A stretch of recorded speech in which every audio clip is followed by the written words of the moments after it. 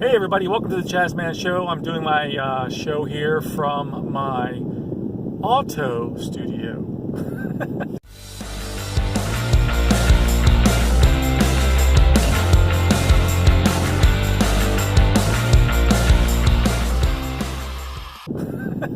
Yeah, because I just came out of the movie theater. I saw Pet Sematary, and I figured I'd go ahead and just knock it out while I had the time.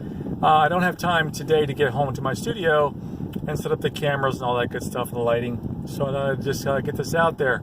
Okay, does this movie do what it's supposed to do? Yeah, it does. It draws you in. It has a decent story. The characters are caricatures. Well, that's one of the first downfalls of it. But the movie has a goal, and it meets that goal.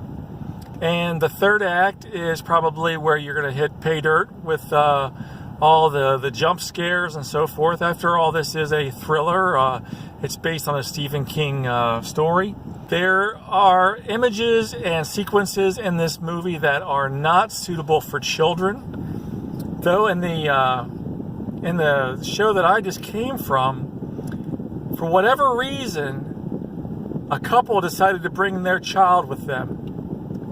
And after about 5-10 minutes of them wrestling with this kid, I had to move my seat. But I was more annoyed with the fact that they were subjecting their kid to imagery of people hurting each other, abusive language, and they thought nothing of it.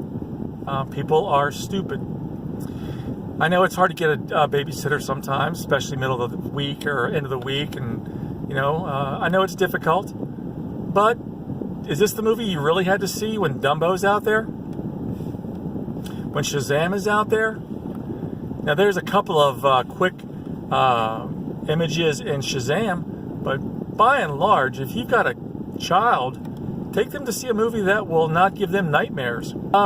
John Lithgow has a standout performance in this. He does exactly what he's supposed to do. He's the creepy old man. He initiates the resurrection of a family pet. And that's not giving anything away because most people are familiar with the story. There is a pet cemetery that's magical. It's built on some kind of tribal lands. And if you bury your pet there, it will magically bring that pet back to life, or whatever you bury there back to life, but they don't come back the same. And that's about as much as I'm going to give away as far as the story goes, but that's pretty much the synopsis there. Because one event leads to another, people going out of their minds and jumping to conclusions on what the best step to take after the loss of a loved one. Jason Clarke and Amy Seimetz, I think I'm saying her name correctly, they do their job. Their little girl does exactly what she's supposed to do. Her parents, on the other hand, I guess probably explained to her that it was all play acting, and I hope that's how it went. But there's some twisted people out there. It does what it's supposed to do. It checks a lot of boxes. But if you just give it a week or two,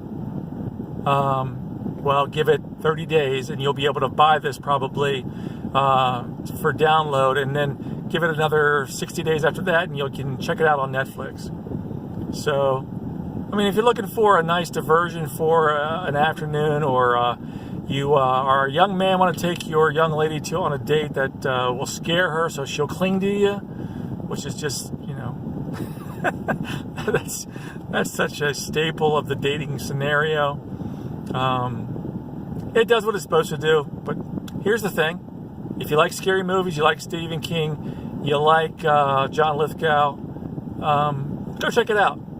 But if you're patient, and I would suggest that you be patient, it'll be on Netflix soon enough.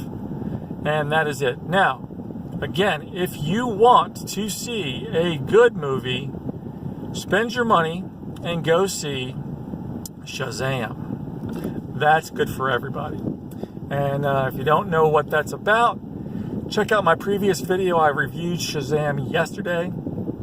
I think you'll like that review. And that's about it, guys. Hope you have a great day. We'll talk to you soon. Bye.